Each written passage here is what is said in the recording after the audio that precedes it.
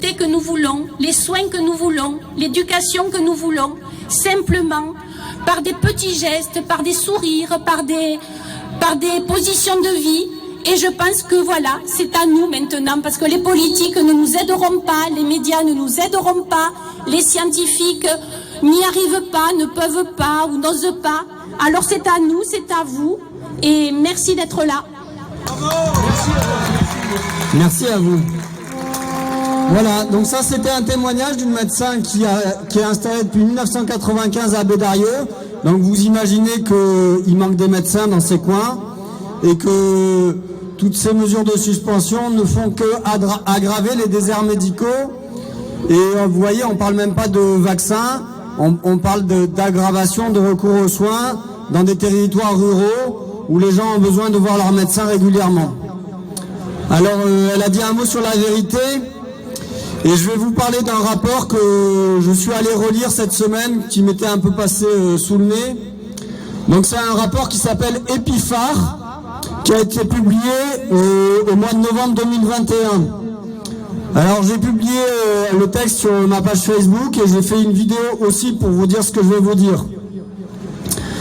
Donc ce rapport, il s'intitule Association entre les vaccins Covid-19 à ARN messager et la survenue de myocardite et péricardite chez les personnes de 12 à 50 ans en France.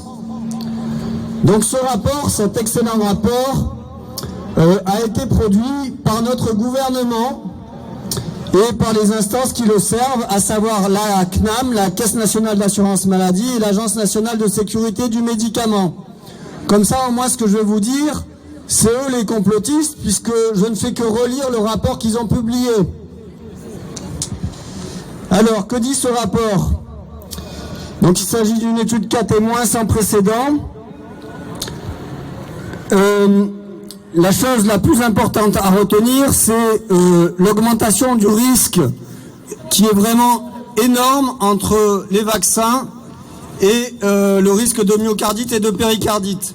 Alors, pour faire très simple, après 2 doses de Pfizer entre J1 et J7, le risque est multiplié par 7.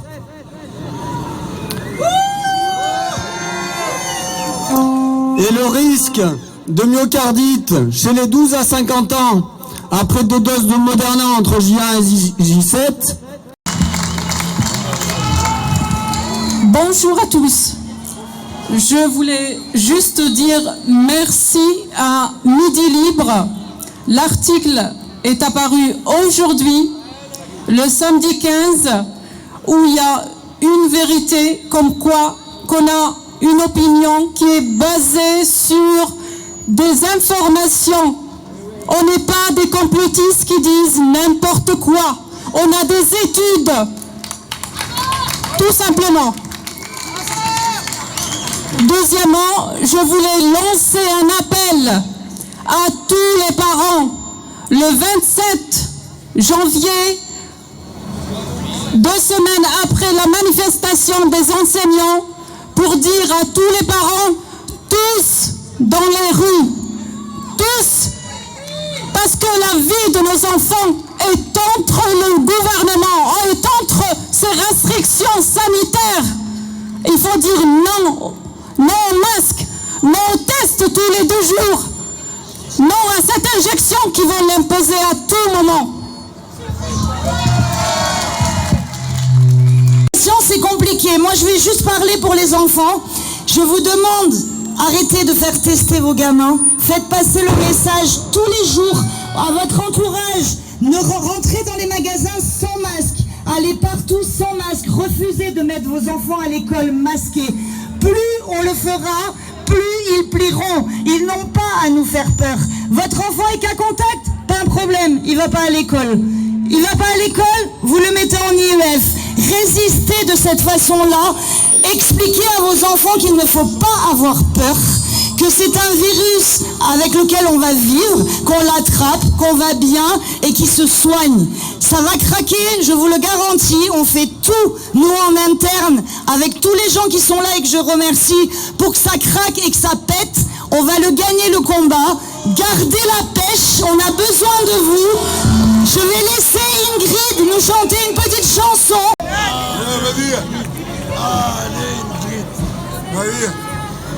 Allez, maestro. Peut-être il faut monter le son du téléphone. Ah là, allez. C'est donc ça la France, à l'aube de l'hiver. On met tous un masque et c'est le même qu'hier. Un couvre-feu, un reconfinement. Ce sont les droits de l'homme qui s'en prennent plein les dents. Ne la laisse pas tomber, elle est si fragile. Je parle de ta liberté, c'est elle qui est mise en péril. Ne les laisse pas flinguer tout le code civil en les laissant décider. Ce sont nos droits qu'ils torpillent. À la télé, toujours plus de morts. Tu mets BFM et t'es à Pearl Harbor. Ils veulent nous faire peur en nous parlant de guerre pour mieux faire passer leur dictature sanitaire. Ne les laisse pas régner, ça tient qu'à un fil de voir débarquer l'armée direct à ton domicile. Ne la laisse pas tomber, elle est si fragile. Je parle de ta liberté, c'est elle qui est mise en péril. Si on laissait prescrire les médecins, mais sans malade, plus besoin de vaccins. Pour bien jouer le jeu de Big Pharma, y a pas plus de lits, on est dans beau drap. On interdit de soigner les médecins de ville, on empêche de livrer les réserves de Plaquenil. Ne la laisse pas tomber, elle est si fragile. On parle de ta santé, c'est elle qui est mise en péril. Tu ne peux sortir que pour travailler. Si tu veux du plaisir, tu peux te toucher. Et si on t'apprend que t'es pas essentiel, que ton existence est superficielle, là tu te sens brisé. Leurs mesures hostiles que t'as pas vu arriver te servent le poison d'avril.